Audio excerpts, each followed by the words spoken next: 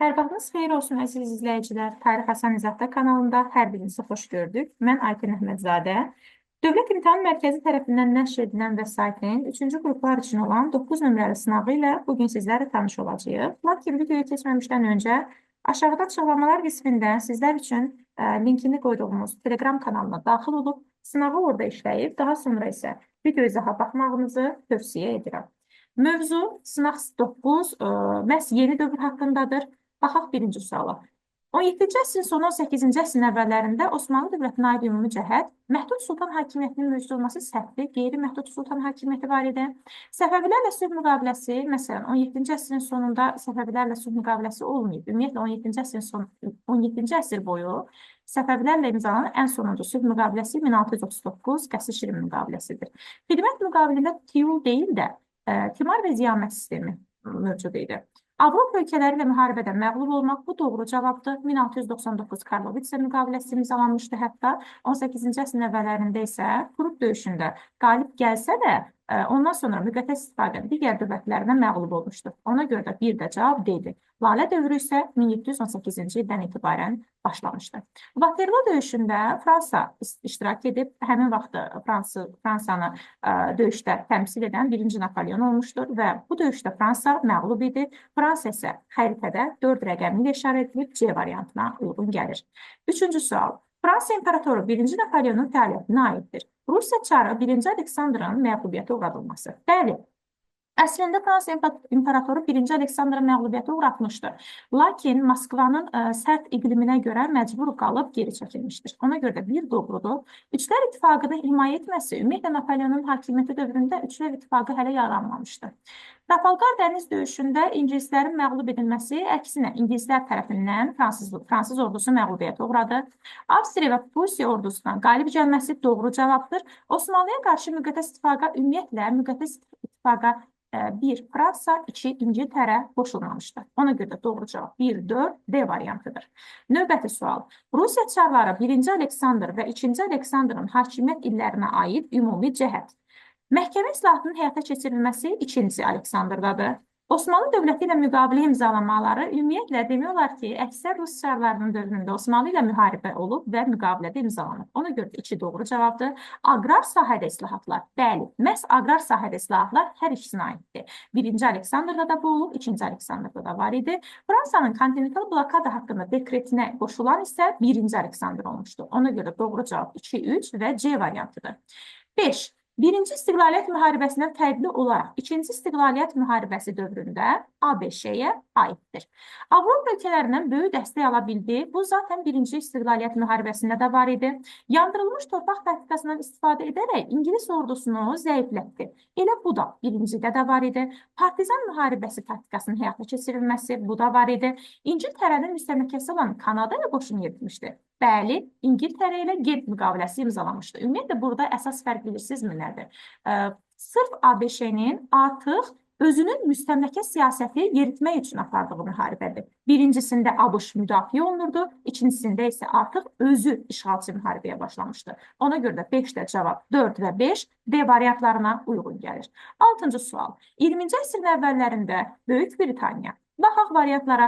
Dünya ticarətində birinci yeri tuturdu. Bəli, bu doğrudur. Kapital ixracına görə ikinci yeri tuturdu. Xeyr, elə kapital ixracına da görə birinci yeri tuturdu.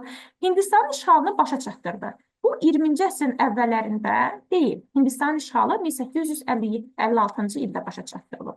Kanadaya dominion hüququnun verilməsi 1867-dir. Yəni, bu da aid deyil. Xarici siyasətdə Rusiya ilə yaxınlaşmışdı. Bəli, hətta orada Antanta müqaviləsinin tamamlanması 1907 müqaviləsini buna nümunə çəkə bilərik. 6-da 1-5 doğru cavab C variantıdır. Növbəti sual. İbrahim Paşa Osmanlının əvvəlki nüfuzunun dirçəldilməsini, Avropada itirilmiş torpaqların geri qaytarılmasında deyil, boşalmış xəzinənin doldurulmasında görürdü.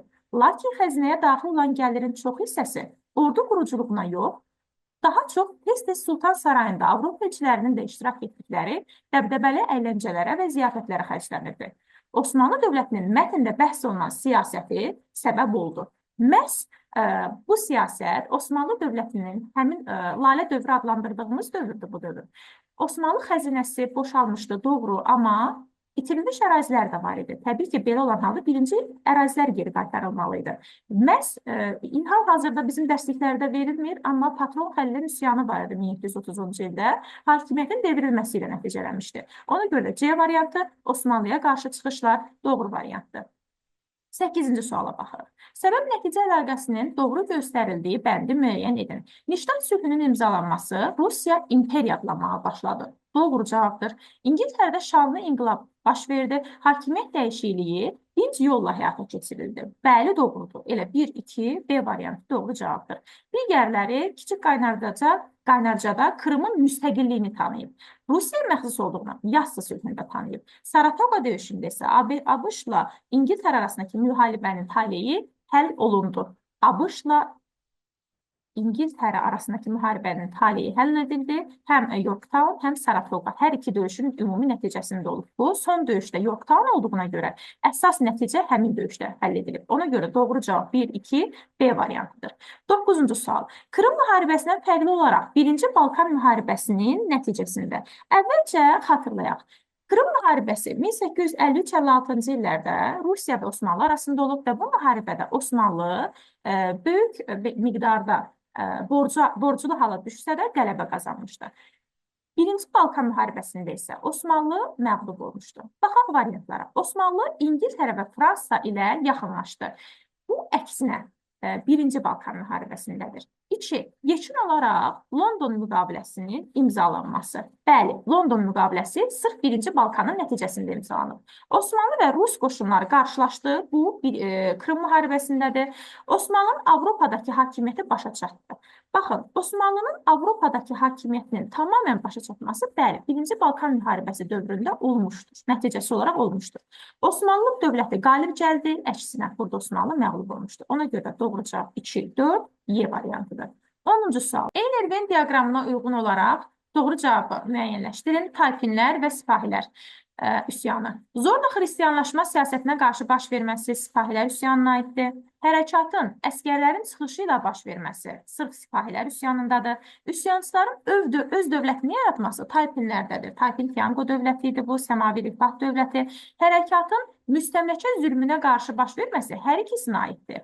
Qadınlarla kişilərin hüquq bərabərliyi isə sadəcə Talfinlərdədir. Ona görə də doğru cavab burada uyğun gəlir C variantına. Keçirik 11-ci suala. 1813-cü ildə ordusu müttəfiqlər Avropa dövlətlərinin yaratdığı koalisiya tərəfindən məğlub edilən dövləti xəritədə müəyyən edin. Burada məsələn 1813-cü ildə sırf Fransa ordusu müttəfiq orduları tərəfindən məğlub edilib. Burada da Fransa uyğundur A variantına. 12-ci sual. 19-cu əsrin 70-ci illəri Osmanlı və 80-ci illərin Yaponiya tarixinə aid oxşarlıqdır. 70-ci illərdə 1876-cı ildə Osmanlıda ilk dəfə olaraq konstitusiya qəbul edilib, 1889-cu ildə isə Yaponiyada konstitusiya qəbul edilib. Yəni, konstitusiyalı monarxiyaya çevrilməsi hər ikisinin oxşar cəhətidir. 13-cü sual. Məntiqi ardıcıllığı tamamlayın. Marna döyüşünün baş verməsi, İngilis-Fransız qoşunlarının uğur qazanması, belə olan halda təbii ki, Şliffen planı da uğursuzluqla nəticələndi. Hansı ki, Marna döyüşü ildırım sürətli müharibənin çıxdığı döyüşdür. Bu da uyğun gəlir D variantına. 14-cü sual. Tilsit sülhünə görə Rusiya.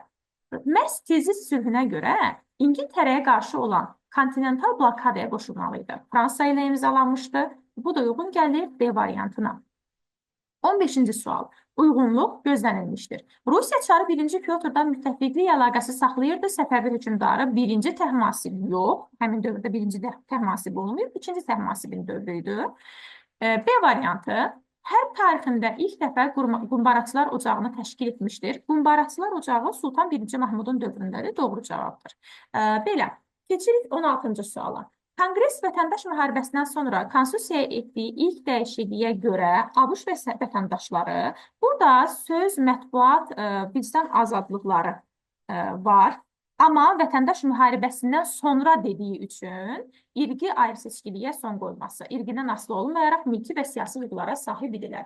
Baxın, ümumiyyətlə ABŞ Konstitusiyasına edilən ilk düzəliş, bəli, 1791-ci ildə olan söz, mətbuat, vicdan azadlığıdır.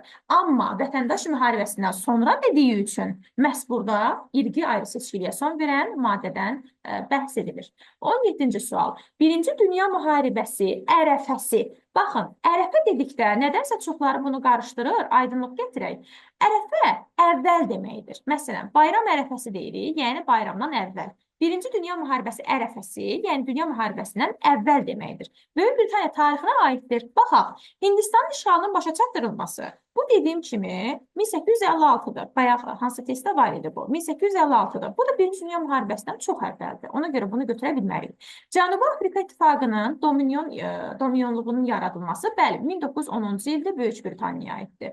Xarici siyasətdə Fransa və Rusiya ilə yaxınlaşmaq, bu da doğrudur. Hansı ki, o Antanta müqavilələrini imzalamağından söhbət gedir, doğrudur. Çinin müstəmləkəyə çevrilməsi isə eynən Hindistandakı kimidir, 19-cu əsrdədir və tam olaraq deyil, yarım müstəmləkəyə çevrilmişdir. Burada ona görə doğru cavab 2-3 A variantıdır.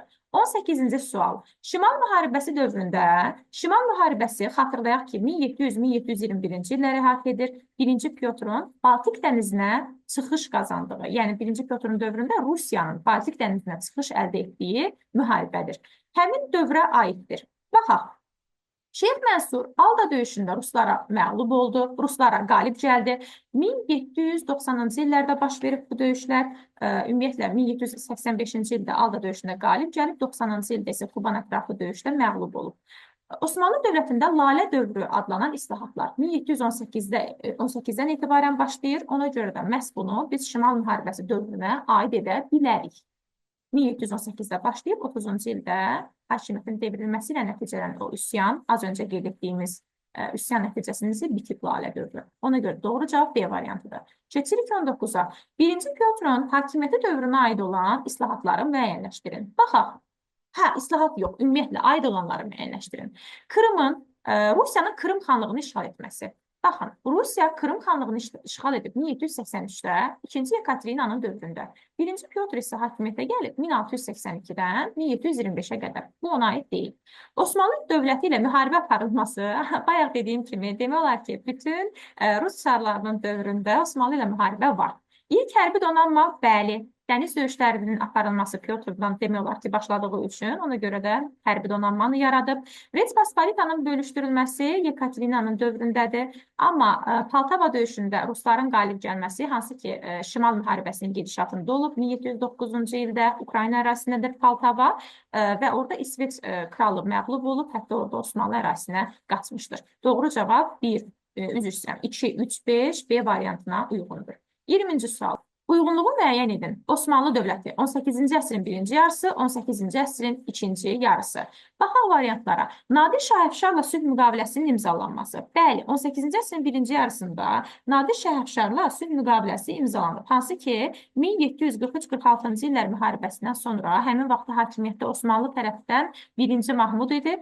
Osmanlılarla müqavilə imzalanmışdır. Bir də A doğru cavabdır. Yassı sülhünün imzalanması 1791 olduğuna görə aid etmirik. Viyana ümumiyyətlə fəth edilməyib. 2 dəfə uğursuz mühasirəyə alınıb 1529-da və 1683-də.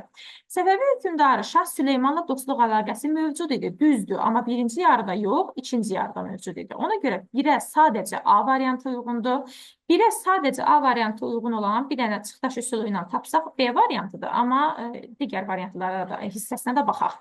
18-ci əsrin ikinci yarısı. Səfəvilərlə müharibə aparılması 18-ci əsrin ikinci yarısında Səfəvilərlə müharibə yoxdur. Dostluq dediyimiz kimi münasibətləridir.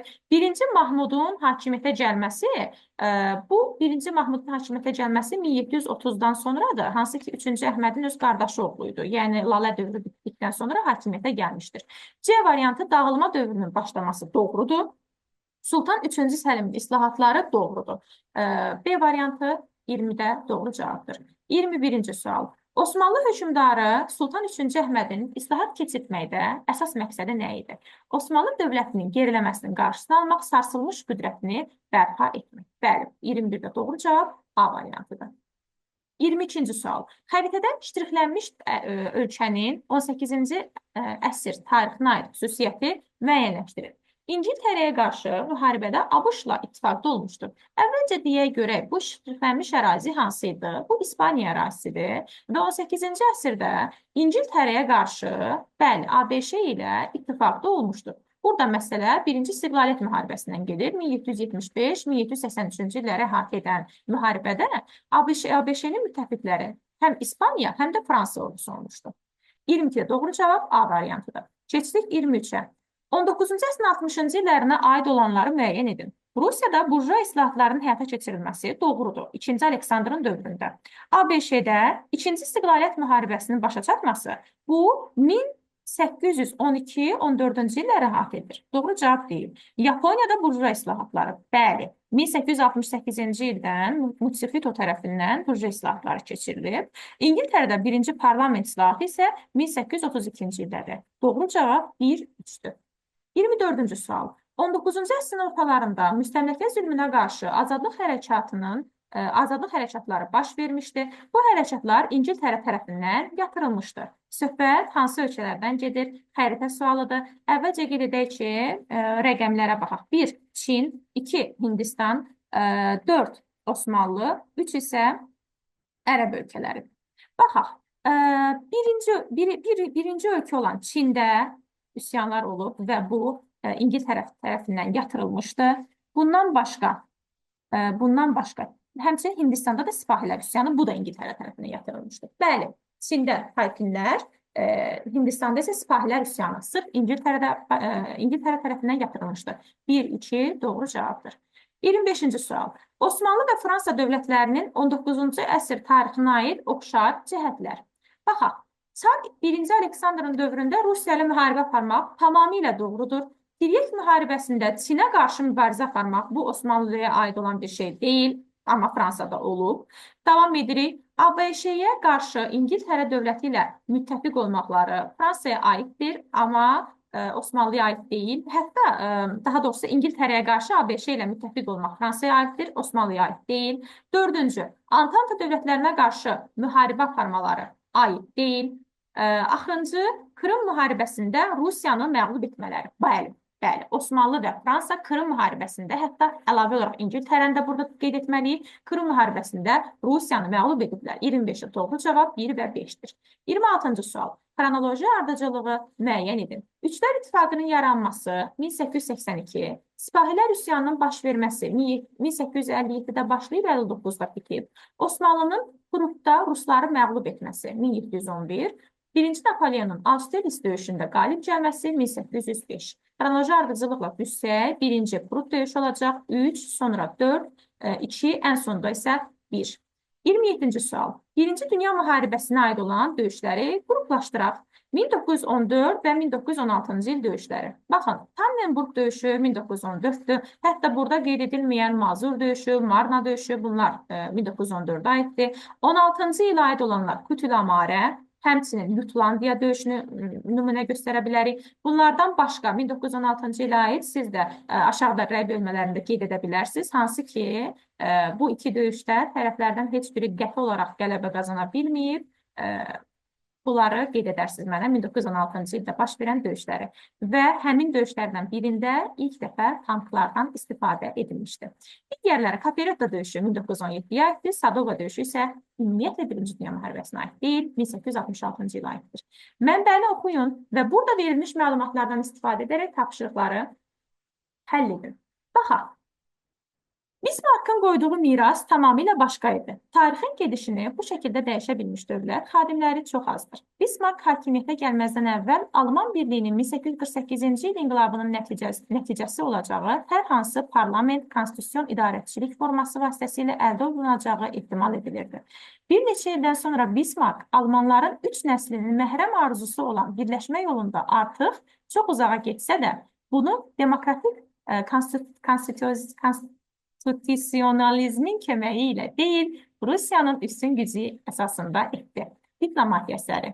Bismarckın mənbədə bəhs edilən nailiyyət yolunda irəli sürdüyü şüarı yazın. Burada sırf Dəmir və qandan söhbət gedir, əziz izləyicilər. Əgər həmin mənbəni oxumusunuzsa, burada dəmir və qandan söhbət gedir.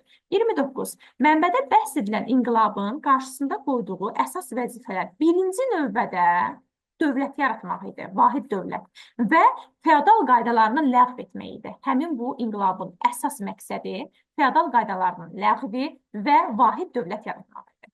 Sonuncu sual. Mənbədə bəhs edilən dövrdə Rusiyanın rəqəmlə ifadə edilən hansı dövlətlə, belə deyək, qaydaları nizama saldı? Birinci işarələnən dövlət Fransadır, ikinci işarələnən isə Rusiyadır. Baxın, Rusiya ilə diplomatik yolla münasibətlər tənzimləndi. Fransa ilə isə müharibə aparıldı, hansı ki 1870-ci il Sedan fəlakətidir, Sedan döyüşüdür. Bu döyüşdə Rusiya qələbə qazanıb, Fransa üçün isə bu fəlakət olaraq qəbul edilir, hansı ki 2-ci imperiyanın süqutu ilə nəticələnmişdir. Bu qədər izlədiyiniz üçün təşəkkür edirəm. Dəstək olmaq üçün təbii ki, videonu bəyənin, rəy yazın və yoldaşlarınızla bölüşün. Sağ olun, salamat qalın.